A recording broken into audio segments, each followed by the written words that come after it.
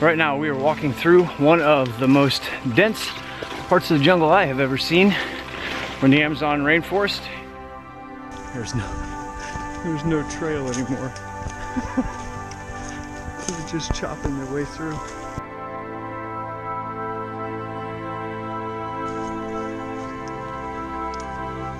These guys will run for hours and days. They outwork us.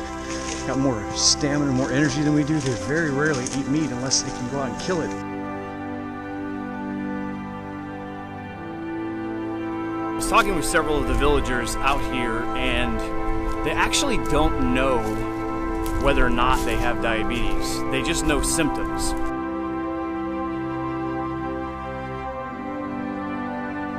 This is my friend Pablo. He is a pastor here in Iquitos, and we are in the city of Cawide. Did I say it right? Cawide. And so we just hung out in this village with a bunch more people, and we were talking about type 1 diabetes, and I was asking you if people here have it.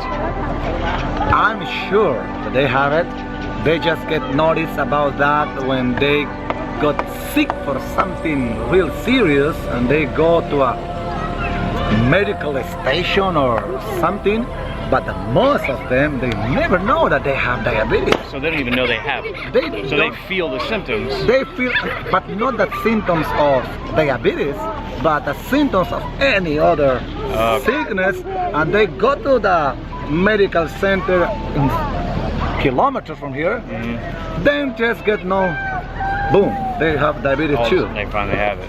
How do they get medicine, or do they even get it? No. They don't get medicine. We don't have medicine for that treatment. One of the local mayors, or the head honchos of a village out here, so he knew he was hurting, and his vision was going bad, and he was kind of bothered by it for a long time. And the only way that he realized that he has type 1 is he noticed that when he pees out in the jungle, that ants swarmed his urine. They were all over it, but he noticed it didn't happen to anybody else, it was just him.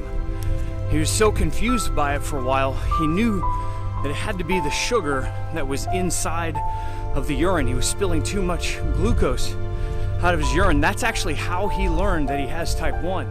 So one of the things that Pablo and Israel and these guys do is they go and they visit all these villages all up and down the rivers and the villages, and they help feed people, they help take care of them and pray for them, and that's the best kind of help that they can give them.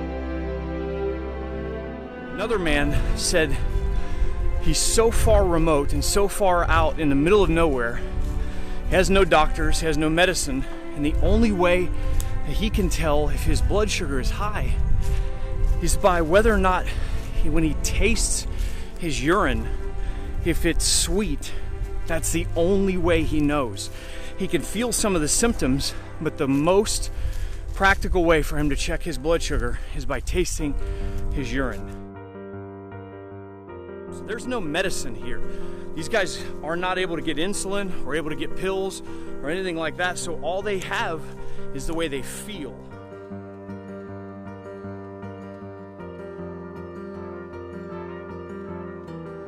Wrapping up this trip here in Peru, I'm actually here in Lima, and I keep having this thought over and over and over again because I'm seeing all these people who don't have medicine, who don't have medical care, they don't have medical attention. I'm trying to figure out, am I blessed or am I lucky or what? And I couldn't articulate it, and it really finally hit me yesterday. I'm actually taking a lot of what I have for granted. It doesn't mean that I have it and I'm better than somebody else who doesn't have it. It means that I take for granted the simple things that I've got: insulin, Dexcom, health insurance, the ability to go to a doctor who can tell me what I have. Maybe pay a little bit less attention to what you don't have, because I recognize how much I take for granted, how fortunate I am, how thankful I am. And even if I don't have it perfect, even if I don't have everything that I want, it's probably better than a lot of other people have. Like I have found you. I don't wanna run, just overwhelm me.